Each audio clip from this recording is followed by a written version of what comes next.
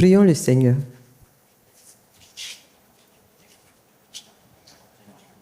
C'est un jour de grâce que tu as bien voulu nous offrir et nous ne pouvons passer ce jour sans toi. C'est pourquoi tu permets que nous puissions répondre à ta convocation.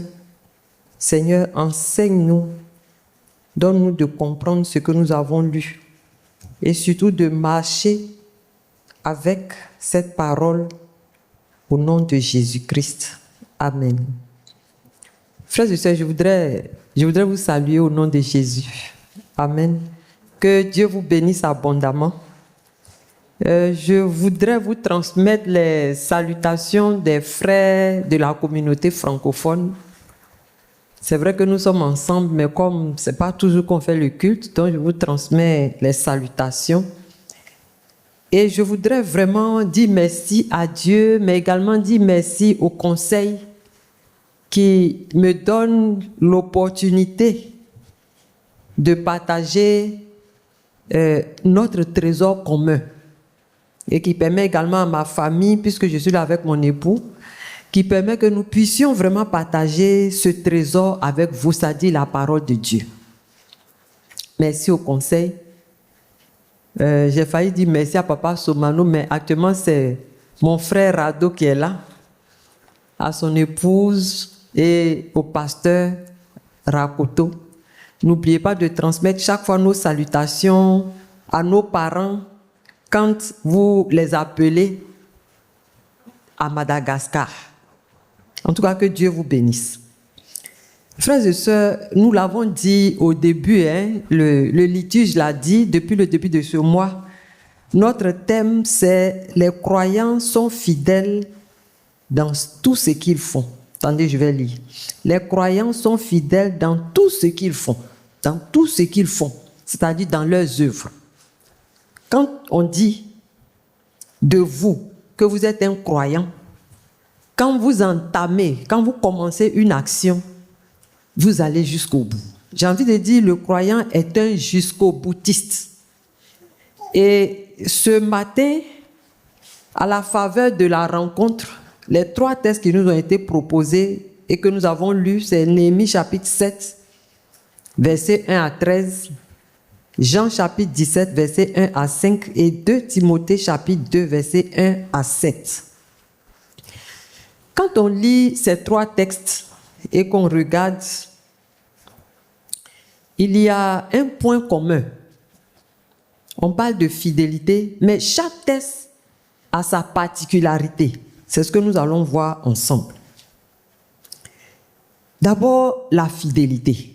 Je sais que depuis le début, vous définissez ce que c'est que la fidélité. La fidélité, c'est le fait d'être fidèle, comme on le dit, mais c'est être attaché à ce qu'on fait, demeurer attaché, même s'il y a des difficultés.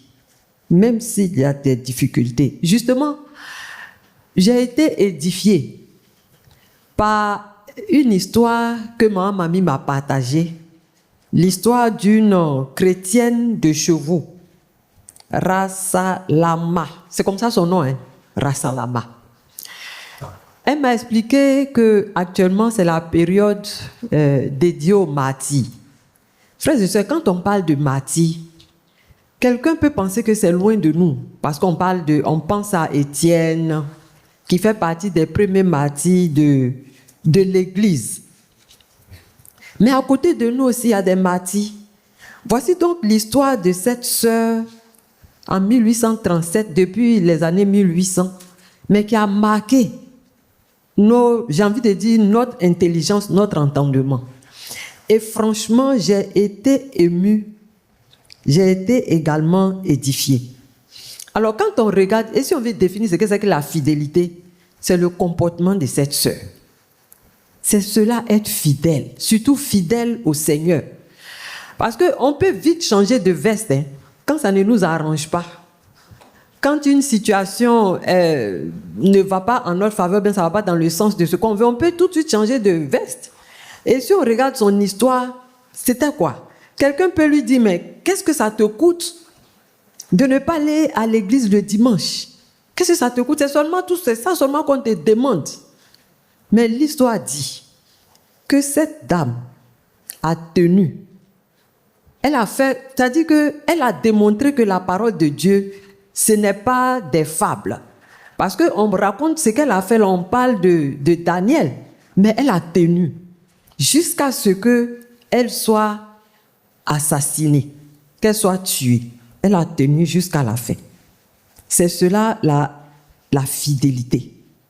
Et donc, je disais que ce matin, nous avons vu 3 textes. Et les 3 textes vont nous montrer les différents types de fidélité. Quand on dit qu'on est fidèle, c'est vrai, on est attaché à ce qu'on fait. Mais ça se présente de différentes manières.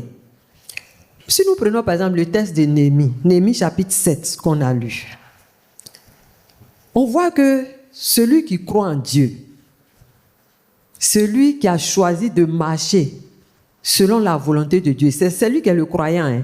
Ici, le croyant, c'est juste pour vous rappeler, nous sommes des croyants ici, puisque nous partageons notre foi en Jésus-Christ. C'est pour ça qu'on est des frères et sœurs. Chacun de nous, en tout cas pour la plupart, pour la majorité, je pense et je suppose que nous avons donné notre vie à Jésus. C'est-à-dire, nous avons accepté Jésus comme notre Seigneur et notre Sauveur. Et nous avons accepté que le sacrifice que Jésus a consenti à la croix est pour nous aussi. C'est ce que la sœur Rassalama a fait. Et je pense que c'est ce qu'on a fait. C'est pour ça qu'aujourd'hui, on peut nous appeler des croyants. Et c'est ça qui fait de nous des frères et sœurs dans la foi. C'est pour ça que moi, Noah, je peux être votre sœur. Parce qu'on a Jésus-Christ ensemble. C'est ça les croyants. Et quand on regarde Néhémie, Néhémie fait partie des croyants, puisqu'il est descendant du peuple d'Israël. C'est un membre du peuple d'Israël. Et eux, ils adoraient le vrai Dieu, comme on le dit. Alors, dans l'exemple du texte, nous voyons que Néhémie et ensuite Azaria est fidèle dans la responsabilité qui lui est confiée. Voilà une manière pour nous de manifester notre fidélité à Dieu. Quand on nous confie une responsabilité, qu'on puisse l'assumer jusqu'au bout. C'est ce que Néhémie a fait. Il a appris que la muraille avait des problèmes. Il a entrepris les actions à mener. Il a eu la permission de son chef. Il est parti. Et notre texte dit, quand il a fini de construire, il fallait maintenant organiser. Il n'a pas construit pour construire. Il n'a pas laissé plus tôt. Mais il a dit qu'il fallait maintenant organiser. Et ce qu'il a fait, il a choisi un des membres de la communauté. Et celui-là, le témoignage dit qu'il est le plus fidèle de tous. Donc, il est responsable. Il a vu, parmi tous ceux qui étaient là, avec qui il était en train de construire, qui était vraiment attaché à la chose. C'est comme ici. Si on nous confie, par exemple, la gestion des enfants, comment est-ce qu'on va le faire? On le fait de tout notre cœur, en comptant sur le Seigneur, mais on le fait bien. C'est ça, être fidèle. On nous confie la gestion de l'église, la gestion des sœurs, et même au travail.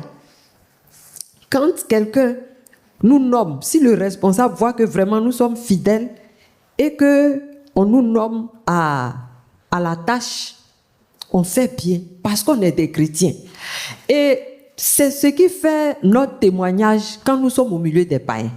Sinon, ce n'est pas seulement se limiter à dire « oui, moi je suis chrétien ». Non, ce n'est pas ça. Mais quel est le comportement que tu adoptes, toi, en tant que chrétien? Qu'est-ce qui prouve et qu'est-ce qui peut emmener quelqu'un qui te connaît à vouloir faire comme toi, à dire que vraiment le Dieu que tu adores, c'est le véritable et je pense que je vais faire comme lui. C'est ça. Donc, il y a la question de la responsabilité. La fidélité apparaît donc lorsque nous sommes responsables. Le deuxième texte que nous avons lu, c'est le texte de Jean, chapitre 17. Et là, c'est Jésus qui est notre modèle. C'est la prière de Jésus. Il prie Dieu pour nous qu'il va laisser, pour son peuple qu'il va laisser. Mais le modèle que Jésus donne, le modèle de croyant qu'il donne ici, c'est qu'il est allé jusqu'au bout. Il est allé jusqu'au bout. comme notre sœur. Il savait qu'il partait mourir. Quelqu'un va dire, oh, mais Jésus, il est Dieu.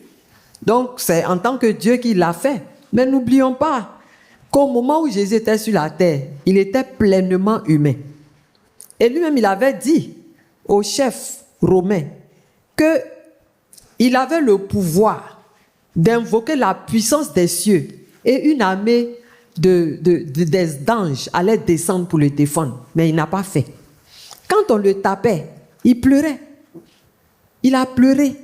Son sang a coulé. Il a été blessé. Mais il allait jusqu'au bout. C'est ça, la fidélité du croyant. Terminer ce qu'on lui confie. Terminer la tâche. Terminer ce dans quoi il s'est engagé. Quel que soit ce que cela va lui coûter. Ne pas dire en plein milieu, ah, vraiment je voulais y aller, mais tel que je vois là, je vois que ça ne m'arrange pas. Il faut que je m'arrête. Non, Jésus n'a pas fait ça. Et c'est cet exemple-là qu'il nous donne dans le récit de Jean. Le troisième modèle, c'est le texte de 2 Timothée, où Paul parle à Timothée. Il exhorte. Et il lui dit quoi? Il dit qu'il faut être persévérant, quelles que soient les difficultés. Jésus a été persévérant. Néhémie même, il a connu des difficultés. Il a été persévérant. Mais Paul est encore plus détaillant. Il est plus explicite. Donc, il prend, quand on lit le texte, il prend 3 exemples. Il prend d'abord l'exemple du soldat. Et il nous montre à travers le soldat que le soldat ne se laisse pas distraire. Parce qu'il sait qu'il s'en va au combat. Et qu'à tout moment, il peut perdre la vie. Donc, il ne se laisse pas distraire. Il est vigilant. Le chrétien est vigilant, il ne se laisse pas distraire. Peut-être que, bien-aimé, tu es engagé dans une situation et on vient te faire des propositions qui ne sont pas mauvaises. Hein? Quand tu regardes de près, tu te dis, ah, mais pourquoi pas? Mais si c'est le cas pour toi, le Seigneur te dit aujourd'hui de regarder cette image, cet exemple que Paul prend pour montrer à Timothée qu'il faut qu'il soit fidèle, le soldat. Et il montre que l'enfant de Dieu n'est pas celui-là qui se laisse balancer à tout vent, qui va dans tous les sens. Non, non, non. Il reste focus, il reste fixé et avec toujours la croix de Jésus devant lui. Le deuxième exemple que Paul prend pour exhorter Timothée et qui nous exhorte ce matin, c'est l'exemple de l'athlète. Il prend le modèle de l'athlète qui est discipliné. Il montre que pour que l'athlète puisse remporter la victoire, et comme lui-même il a dit, il traite durement son corps. Il y a des choses, par exemple, au niveau de la nourriture, il y a des choses qu'il ne va pas manger, il y a des choses qu'il ne va pas faire. Si on lui dit à 19h ou bien à 17h, il faut que tu sois couché, il est couché. Quand le matin, il doit s'exercer, le nombre de temps qu'il lui faut pour pouvoir s'exercer, il suit ce temps-là. Donc, il y a la discipline. Donc, il y a la rigueur, la concentration, et à côté de ça, il y a la discipline. Et le troisième exemple, frères et sœurs, c'est l'exemple du cultivateur. C'est vrai, le peuple d'Israël, c'est un peuple de cultivateurs, mais nous aussi, en tant qu'Africains, nous connaissons ce que c'est que la culture. Et donc, Paul prend cet exemple-là pour expliquer à Timothée que dans la manifestation de notre fidélité à notre Dieu, nous devons être persévérants. Le cultivateur, il est persévérant. Il explique, il dit, quand le cultivateur plante, quand il va, il défriche, il prépare la terre et tout, et puis il plante les grains, il jette les grains. Ce n'est pas du jour au lendemain que ça produit. Il est patient, il attend. S'il faut arroser, il arrose. S'il faut défricher, il enlève les mauvaises herbes. Tout ça, et à la fin, il récolte. C'est l'exemple qu'il nous donne de la fidélité. Bien-aimé, ta vie doit être un témoignage pour ceux qui sont autour de toi. Ça peut ne pas se faire du jour au lendemain, mais ce dont tu dois être sûr, c'est que si par ta vie, même par ta parole, tu as annoncé Jésus-Christ, sache que ça va porter. Parce que tu as planté une graine. Elle va prendre le temps. Elle va pourrir dans le sol. Elle va faire tout ce qu'elle peut, mais elle va finir par germer. Et c'est cela, l'enfant de Dieu, le croyant dans son œuvre. C'est vrai, il va rencontrer des difficultés. Ce n'est pas facile, surtout quand on est croyant et qu'on est dans notre monde actuel. Les gens sont prompts à toujours te tenter. Hier, j'étais en train de regarder un film sur l'Espérance TV, sur EMCI. C'était le témoignage des Indiens. Un Indien qui est devenu chrétien. Sa femme et lui avaient des étables. Et les autres, les musulmans, enfin ceux qui n'étaient pas chrétiens, qui ne partageaient pas leur foi, ils viennent les provoquer. Ils renversent les étals, ils jettent les choses, ils les frappent, ils les harcèlent. Mais ça ne les a pas empêchés de continuer de persévérer. De continuer de persévérer jusqu'à ce que le frère devienne un pasteur. C'est ça, le croyant. Il va jusqu'au bout. Quand il est engagé, si on lui confie quelque chose, surtout si tu es au milieu des païens, bien-aimés, ne te laisse pas, j'ai envie de dire envahir, ne te laisse pas corrompre, voilà, par les autres. Parce que tu vas par moments te retrouver tout seul. Tu te dis, peut-être que si je fais comme eux, j'aurai la paix. Non, tu es un ambassadeur et tu as pour mission de réussir ce que tu as commencé, parce que à travers toi, le nom de ton Dieu sera glorifié, mais bien plus, tu permettras à une personne d'être sauvée. Cette sœur, ils l'ont transpercée, mais les gens ont rendu témoignage, parce que malgré tout ce qu'on lui a fait, l'histoire raconte qu'elle a fait comme Étienne. Au moment où on l'emmenait pour aller la transpercer, elle chantait les chants religieux. Elle chantait, je ne vais même pas dire religieux même, elle chantait les chants chrétiens. Elle proclamait la gloire de Dieu. Elle proclamait la vie en Jésus-Christ. Peut-être que sur le chant, ils ont semblé ne pas être touchés. Mais si l'histoire a été racontée, c'est que, comme le centenier, quand il a regardé Jésus à la croix, il a dit assurément, cette fille était un enfant de Dieu. Et c'est ce que le Seigneur attend de nous. C'est ce qu'il veut pour nous. Ça peut ne pas être pour aujourd'hui. Ça peut ne pas être demain. Mais une chose est sûre. C'est que la graine que nous plantons, elle finit par germer. Ma prière, c'est que nous puissions réussir cette mission en tant que croyants. Et comment réussir, frères et sœurs? C'est d'être attachés, disciplinés, prier, méditer la parole. C'est-à-dire être toujours dans la parole. Et j'écoutais une émission où l'homme de Dieu disait, il faut que nous ayons du temps pour la parole de Dieu. Bien-aimé, dans la journée, dans les 24 heures, combien de temps mets-tu de côté pour lire ne serait-ce qu'un seul verset? J'apprécie chaque fois quand je viens ici parce qu'il y a le pain de vie. Et je pense qu'aujourd'hui encore on va vérifier.